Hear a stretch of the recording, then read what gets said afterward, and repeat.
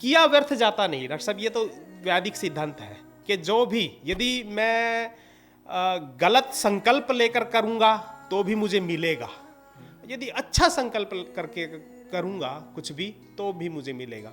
मेरे संकल्प से मेरी इमेज निर्धारित होगी कि मैं देवता हूं के पक्ष में हूं या दैत्यों के पक्ष में हूं। किया व्यर्थ, परिश्रम करेंगे तो मिलेगा ही मिलेगा, ये कर्म का सिद्धांत है। हाँ, कर्म का। तो इंद्र ने अपने देवताओं को बुलाया और देवताओं को कहा कि उस शक्ति का आह्वान करो जिससे आप लोग हथियार में परिवर्तित हो जाओ। क्या बात। तो देवता स्वयं हथियार में परिवर्तित हो गए और फिर जीत उनकी हुई। फिर भी कहते हैं सारी सेना का खात्मा कर दिया, परंतु वार्षिक रह गया। फिर स्वयं इंद्र ने वज्र निकाला।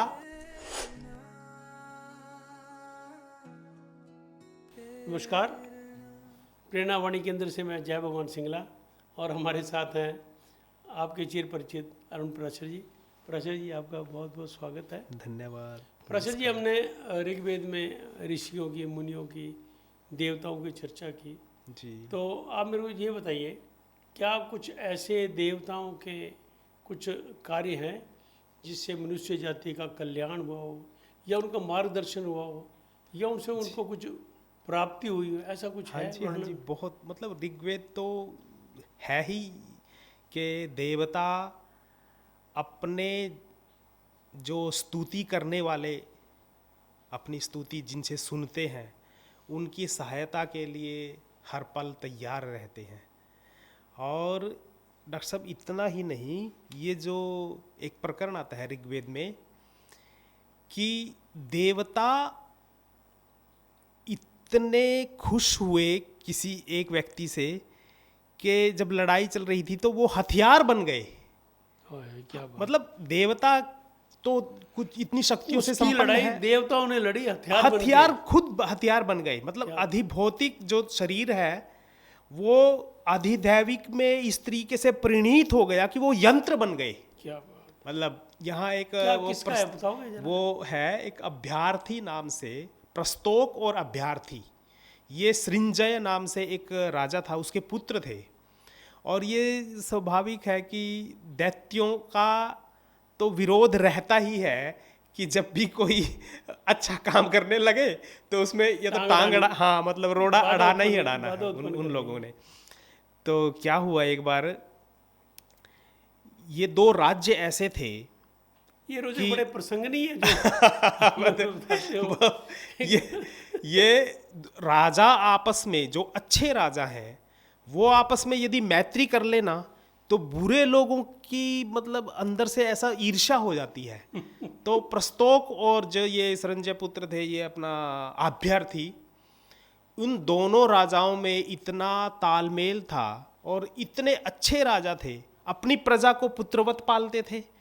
पुत्रवत पालना एक अलग बात है, परंतु उनको संस्कार देना, उनको संस्कार सतत वो संस्कारशील रहे, इसलिए तपोवनों को खोलना, उनमें ऋषियों को नियुक्त करना, मतलब आग्रह रखना कि मेरी प्रजा में भगवान की तरफ बढ़ने वाले लोग अधिक से हों, नीतिमत्ता स्थापित रहे, कोई किसी का द्वेष ना करे। और जहाँ ये तो धर्म ततो जय, जहाँ धर्म रहता है अधिकतर वहाँ जयता, वहाँ मतलब विजय तो रहेगी रहेगी और प्रगति भी रहती है।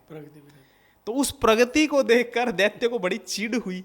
उनको लगा कि क्या करें, अब इनको कर देते हैं, और उन्होंने चढ़ाई कर दी। दोनों बड़े शक्तिशाली भी थे, पर दैत्य इतने शक्तिशाली थे कि उनको वो जीत नहीं सके, प्रस्तोता और ये अभ्यर्थी थे जो। और वो जो दैत्य थे उसका नाम का उल्लेख आता है ऋग्वेद में, वर्षिक पुत्र वार्षिक, वार्षिक ऐसा नाम से आता है। तो वार्षिक के पास इतनी शक्तियां थी कि वो कहते हैं कि इंद्र की सभा में बैठने वाले जितने भी देवता थे उन सब का मुकाबला एक एक करके वो कर सकता था। और ये तो अभ्यर्थी और ये प्रस्तोक तो बिल्कुल मनुष्य थे। इनको ये शक्तियां मिलती कहाँ से हैं दैत्यों को? दैत्य देखो, यज्ञ में सबका ही अधिकार है, वहीं से मिलती हैं, मिलती शक्तियां। जो किया व्यर्थ जाता नहीं। डॉक्टर साहब, ये तो वैदिक सिद्धांत है कि जो भी, यदि मैं गलत संकल्प लेकर करूँगा तो भी मुझे मिलेगा, यदि अच्छा संकल्प करके करूँगा कुछ भी तो भी मुझे मिलेगा। मेरे संकल्प से मेरी इमेज निर्धारित होगी कि मैं देवता हूँ के पक्ष में हूँ या दैत्यों के पक्ष में हूँ। किया व्यर्थ, परिश्रम करेंगे तो मिलेगा ही मिलेगा, ये कर्म का सिद्धांत है। हाँ, कर्म का सिद्धांत। तो उनके पास शक्तियाँ थी, उन्होंने यूज गलत तरीके से, क्योंकि वितरण जो है वो अपने हाथ में होता है कि मैं उसका किस तरीके से प्रयोग करूँगा। जब शक्ति आ गई तो वो अच्छे आदमियों को मारने के लिए करते हैं वो लोग। तो क्या हुआ, प्रस्तोक और अभ्यर्थी ने पूरा बल लगा दिया उसको हराने के लिए, वो हारा नहीं। तब क्या करे, पिट गए, और पिट के जितनी संपत्ति थी वार्षिक के चरणों में रखनी पड़ी।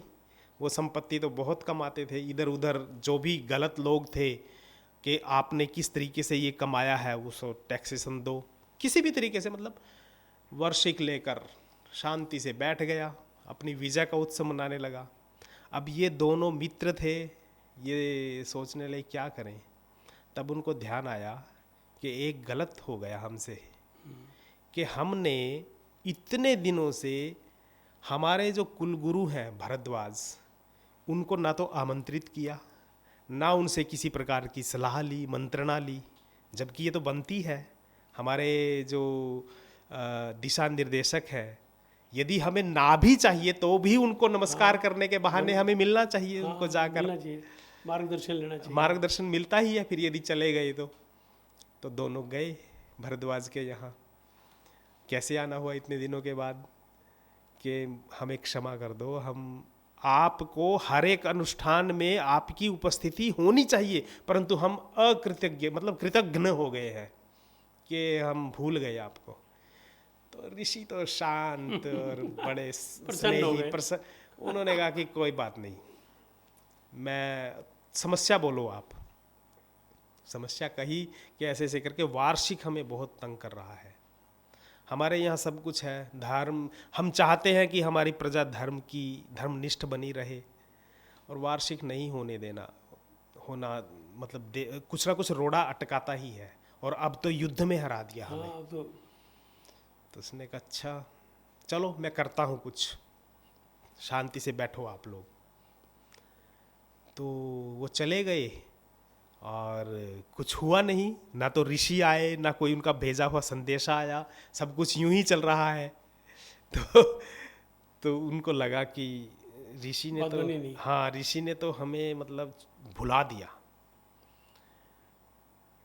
उधर भरद्वाज को ये लगा कि काफ़ी दिन हो गए हैं, उनका एक पुत्र, क्योंकि हमने भरद्वाज ऋषि के बारे में जब सोचा था ना, कितने पुत्र, 10 पुत्रों के तो नाम, उसमें एक पायु नाम के पुत्र होते हैं। उसको बुलाया कि बेटा ऐसे ऐसे करके तू अभ्यर्थी और प्रस्तोक के एक मिला जुला राज्य बनाया है उन्होंने, और तू वहाँ जा और मार्गदर्शन करके आ, और एक ऐसा यज्ञ कर जिसमें इंद्र उनकी सहायता करने के लिए तैयार हो जाए। तो उसने कहा ठीक है मैं चलता हूँ पिताजी, आपकी आज्ञा। पायु गया। जो लोग थे उन्होंने कहा कि महाराज ऐसा लगता है कि कोई सीमा में तेजस्वी पुरुष ने प्रवेश किया है, और उनके प्रवेश करते ही सब जनता में ऐसा लगने लगा है कि कुछ अच्छा लग रहा है, फील, जैसे कहते हैं ना, किसी के ऐसे तपस्वी व्यक्ति के हमारे पड़ोस में आने से ही फीलिंग अच्छी हो जाती है पूरे वातावरण में, उसका कुछ ऐसा। उस दिन भी चर्चा कर रहे थे कि ऑरबिंडो ने पांडिचेरी में एक प्रयोग किया था कि जैसे मोनैड्स होते हैं ना, छोटे छोटे कण, उनमें भी कुछ परिवर्तन हो जाता है। आप तपस्वी है, श्वासोश्वास लेंगे तो वातावरण, जैसे शेर बकरी नहीं होते उसमें आश्रम में एक जगह रहते हैं, इसी लोग तो लोग कहते हैं भी उनके चरण फिरवाओ भाई, हाँ, ये तो कारण है, आशीर्वाद लो, वाओ जी चरण फेर दो। तो पायु का प्रवेश करते ही राज्य में ऐसी स्थिति हो गई तो लोग बड़े खुश हुए, और दरबानों ने जाकर राजा को बताया। राजा खुद अचरज में, ऐसी बात है, हमें भी ऐसा लग रहा है कि कुछ अच्छा होने वाला है। तो वो दौड़ कर आए और देखा कि अरे अरे ये तो भरद्वाज पुत्र है। दौड़ कर आए, भागे और उनका सत्कार किया, अंदर बुलाया, बिठाया, और हालचाल के बाद जो शिष्टाचार होता है उसके बाद उन्होंने अपनी बात कहनी शुरू की कि आप आए ये तो अच्छी बात है, हम जितना हो सकेगा सम्मान करेंगे, जितनी दिन आप रुकना आप, पर एक थोड़ी सी बात यदि हम अब नहीं कहेंगे आपको तो फिर कह नहीं सकेंगे। तो पायु ने कहा कि बोलो आप, कि आपके पिताजी से मिल के आए थे और उन्होंने वचन दिया था परंतु अभी तक कुछ हुआ नहीं। तब पायु ने कहा, अरे पागलो, उन्हीं ने तो भेजा है मुझे, और उनको आपके कहा तो खाली जाता ही नहीं, उनसे हाँ, मांगो वो तो बिल्कुल तो वो तो भर ही खाली, देते हैं मतलब। हाँ झोली भर देते हैं, हाँ जी। नजर आए ना आए। हाँ जी। तो वो जो काम उन्होंने आपको कहा था करने के लिए, उसको करने के लिए मैं आया हूँ, और हम इस यज्ञ का आयोजन करेंगे और आपकी जीत निश्चित है। तो पायु ने यज्ञ किया और यज्ञ में इंद्रदेव उपस्थित हुए। इंद्र ने उनकी शिकायत सुनी और इंद्र ने कहा कि यदि मनुष्य जाति इस तरीके से कुछ काम करने के लिए उद्यत है और देवता ऐसे शांत पड़े रहें, हो ही नहीं सकता। हाँ फिर तो पर्पज ही खत्म हो गया। हाँ, मैं तो यदि वार्षिक कितना भी शक्तिशाली होगा, मैं उस आपका पक्ष लेकर और उनका हनन करूंगा। तो समय पर युद्ध हुआ। तो युद्ध इतना शक्तिशाली लोग थे तो भी जीता नहीं जा रहा था। तो इंद्र को लगा कि ये तो बड़ी गड़बड़ होगी। तो इंद्र ने अपने देवताओं को बुलाया और देवताओं को कहा कि उस शक्ति का आह्वान करो जिससे आप लोग हथियार में परिवर्तित हो जाओ। ओ क्या बात, तो देवता स्वयं हथियार में परिवर्तित हो गए और फिर जीत उनकी हुई। क्या बात। फिर भी कहते हैं सारी सेना का खात्मा कर दिया, परंतु वार्षिक रह गया। फिर स्वयं इंद्र ने वज्र निकाला और वार्षिक की तरफ यूं संकेत यूं कर दिया, बस वार्षिक हाथ जोड़कर खड़ा हो गया और उसकी हार हो गई। और उन्होंने संकल्प लिया कि कभी भी हम इनके राज्य में किसी भी प्रकार की दुष्टता का आचरण नहीं करेंगे। और जिस बात से ये बात चली थी, मतलब ऋग्वेद में ऐसे मंत्र हैं कि देवता यदि मनुष्य की सहायता बाध्य हो जाएंगे बाध्य सहायता हो जाते करने हैं। को। हाँ जी, हाँ जी, अगर मनुष्य उनको हाँ जी, सच्चे हृदय से उनको हाँ जी, स्मरण करेगा, जी जी पूजन करेगा, जी जी देवता आने को बाध्य हैं। जी जी जी, स्तुति का बल है ये कि देवता भी हथियार में परिवर्तित। हमारे बुजुर्ग सदा कहते आए हैं कि अब उसको याद करो, ये खाली नहीं आएगा कभी, जी, इसका फल मिलेगा। हाँ जी, हाँ जी, किया व्यर्थ जाता राशल जी आपने सचमुच बड़े रोचक ढंग से सारी बातें बताई, आपका बहुत बहुत धन्यवाद। और ये वार्ता आपसे इसी तरह जारी रहेगी। जी जी जी, जरूर जरूर। दर्शकों, ये थे हमारे प्राचल जी, बहुत बहुत धन्यवाद।